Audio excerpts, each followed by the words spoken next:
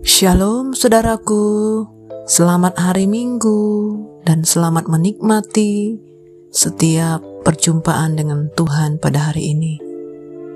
Nah saudaraku, kita akan bersama-sama kembali mendengarkan firman Tuhan. Renungan harian Kristen hari ini, Minggu 10 April 2022. Sungguh hari ini kita berbahagia karena kita boleh bersama-sama dapat menikmati setiap kebaikan Tuhan. Kita percaya bahwa kasih Tuhan itu selalu baru setiap hari buat setiap kita. Nah, biarlah dari mulut kita keluar pengagungan, ucapan syukur hanya kepada Tuhan kita. Mari saudaraku, kita satukan hati untuk berdoa. Bapa kami yang di surga, sungguh kami bersyukur pada hari ini Engkau masih memberi kami kesempatan, kekuatan, bahkan sukacita untuk dapat melakukan bagian kami sepanjang hari ini. Ya Bapa, kami rindu mendengarkan sabda-Mu, berfirmanlah bagi setiap kami, nyatakanlah kehendak-Mu di dalam kami, biar firman-Mu hidup menjadi rema dalam hidup kami Tuhan.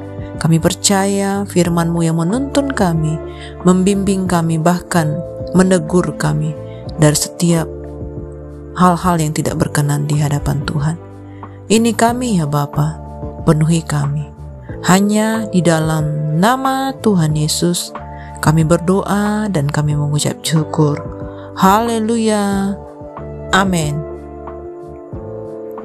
Nah saudaraku, kita akan bersama-sama untuk mendengar firman Tuhan pada hari ini dengan judul Bukti Pengenalan akan Allah yang tertulis di dalam Yeremia 22 ayat 10 sampai 19. Kita akan bersama-sama membaca firman Tuhan ini. Saya akan membacakannya buat saudaraku. Nubuat melawan Raja Salum. Janganlah kamu menangisi orang mati, dan janganlah turut berduka cita karena dia. Lebih baiklah kamu menangisi dia yang sudah pergi, sebab ia tidak akan kembali lagi. Ia tidak lagi akan melihat tanah kelahirannya. Sebab beginilah firman Tuhan mengenai Salum bin Yosia, Raja Yehuda, yang telah menjadi raja menggantikan Yosia ayahnya, dan yang telah meninggalkan tempat ini. Ia tidak lagi akan kembali ke sini, tetapi ia akan mati di tempat pembuangannya, dan tidak lagi akan melihat negeri ini. Nubuat melawan Raja Yoyakim. Celakalah dia yang membangun istananya berdasarkan ketidakadilan dan anjungnya, berdasarkan kelaliman, yang mempekerjakan sesamanya dengan cuma-cuma dan tidak memberikan upahnya kepadanya. Yang berkata, aku mau mendirikan istana yang besar, lebar, dan anjung yang lapang luas, lalu menetas dinding istana, membuat jendela, memapani istana itu dengan kayu aras dan mencatnya merah. Sangkamu, rajakah engkau jika engkau bertanding dalam hal pemakaian kayu aras? Tidakkah ayahmu makan minum juga dan beroleh kenikmatan? Tetapi ia melakukan keadilan dan kebenaran, serta mengadili perkara orang sengsara dan orang miskin dengan adil. Bukankah itu namanya mengenal aku? Demikianlah firman Tuhan. Tetapi matamu dan hatimu hanya tertuju kepada pengejaran untung, kepada penumpahan darah orang yang tidak bersalah, kepada pemerasan, kepada penganiayaan. Sebab itu beginilah firman Tuhan mengenai Yoyakim bin Yosia, Raja Yehuda. Orang tidak akan meratapi dia. Aduhai abangku, aduhai kakakku. Orang tidak akan menangisi dia. Aduhai Tuan, aduhai Seri Paduka. Ia akan dikubur secara penguburan keledai, diseret dan dilemparkan keluar pintu-pintu gerbang Yerusalem.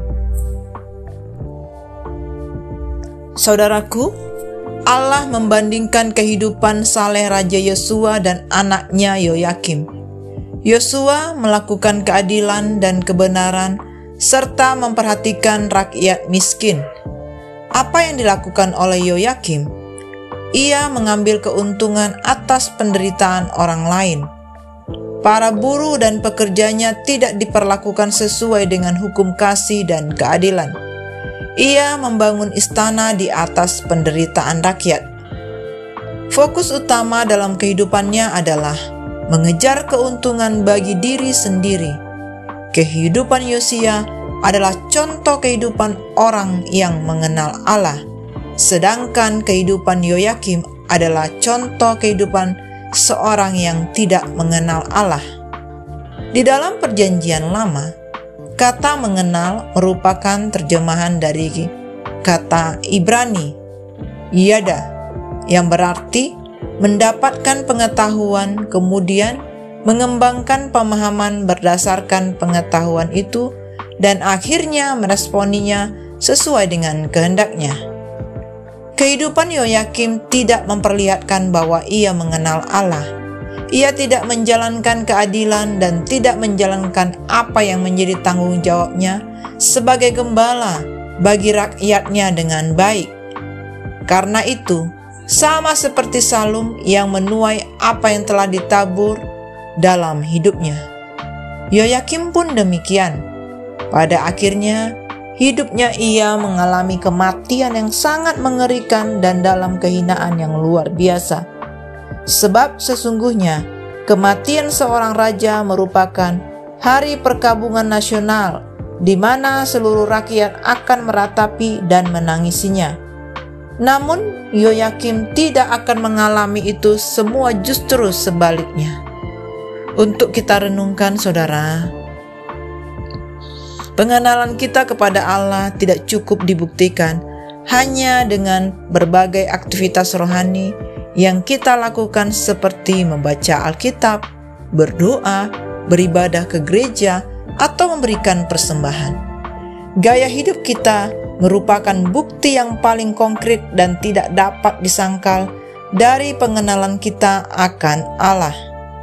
Jika kita menutup mata dan telinga terhadap teriakan bawahan atau karyawan kita yang sudah tidak dapat membiayai kehidupannya dengan gaji yang kita berikan, jika kita terus mengejar kemauan hidup dan fasilitas di tengah-tengah masyarakat yang berjuang untuk sepiring nasi, jika kita masih menuntut pengorbanan para rakyat kecil agar usaha kita tetap dapat berkembang dan lain sebagainya, dapatkah kita mengatakan bahwa aku mengenal Allah? Ingatlah, kita akan menuai apa yang kita tabur kelak. Nah, saudaraku, mari kita merenungkan firman Tuhan ini bersama-sama, bahwa kita akan mengenal Tuhan dengan benar. Kita akan sungguh-sungguh hidup dengan segenap hati melakukan firman-Nya. Biarlah pengenalan kita akan Tuhan itu lebih dalam lagi, saudara. Semakin kita serius, semakin kita lebih untuk belajar mengenal firman Tuhan, mengenal pribadi Tuhan. Demikianlah renungan yang dapat kita dengar pada hari ini.